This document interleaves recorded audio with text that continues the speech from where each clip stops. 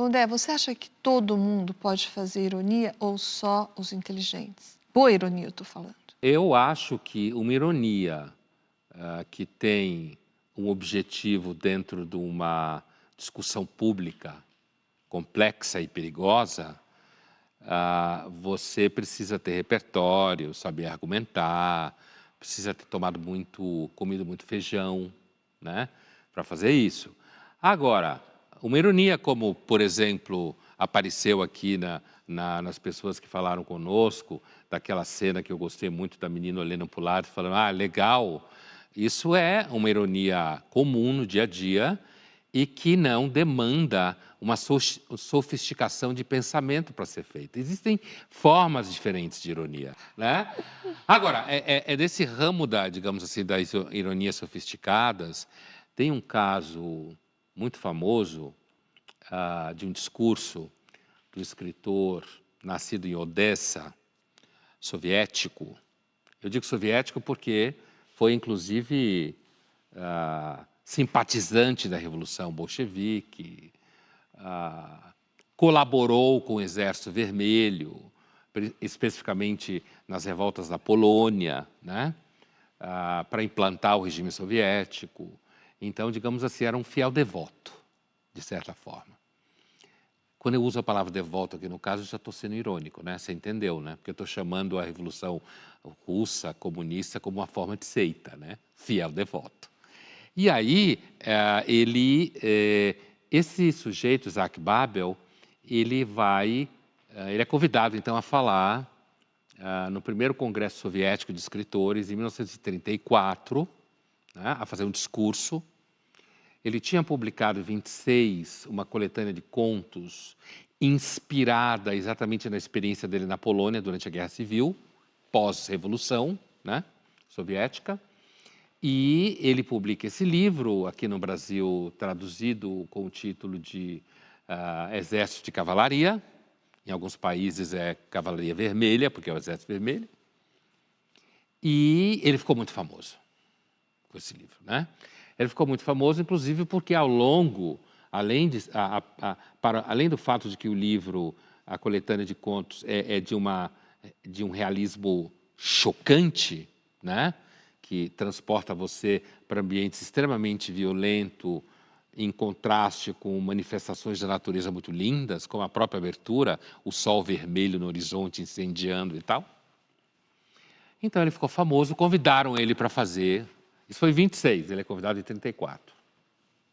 E no seu discurso, ele começa o discurso dele, agradece o convite, se sente muito honrado, não sei o quê.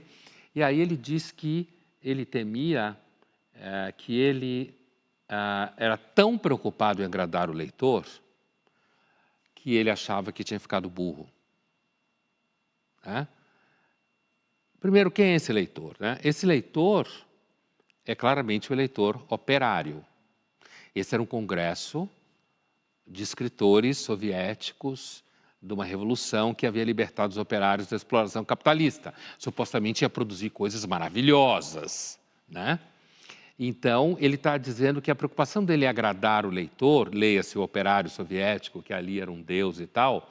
Ele ficou tão preocupado com isso que ele não conseguiu mais escrever. Fico imaginando como a plateia reagiu a essa declaração dele. Ele usa de ironia, pagou caro por isso, porque onde está a ironia no que ele está falando? A ironia no que ele está falando está presente no fato de que havia uma imposição, naquele momento, de que você tinha que escrever coisas que deixassem os operários felizes, certo?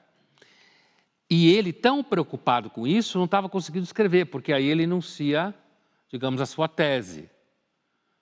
Para você poder escrever bem, você tem que ter liberdade para escrever mal. Para você ser simplesmente, que está próximo do que falava o Rafinha, viu? Em relação ao humor. Para você simplesmente escrever, não só bem, você tem que ter liberdade para escrever mal.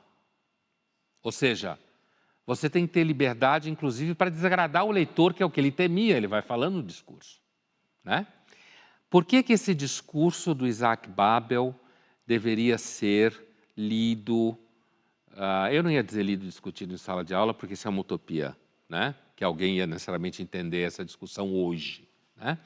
Mas esse discurso ele deveria ser lido por todo mundo que acha que é a favor da liberdade de pensamento e de construção intelectual e acha que você deve regular o tempo inteiro o que as pessoas falam, se tem gente que ficou ofendido com isso, se grupo tal se ofendeu e não sei o que, devia ser lido. Porque o que o Isaac Babel está falando, ironicamente, é o seguinte: olha, se você não tem a liberdade de falar coisas que vai pisar no calo dos outros, você não consegue escrever nada.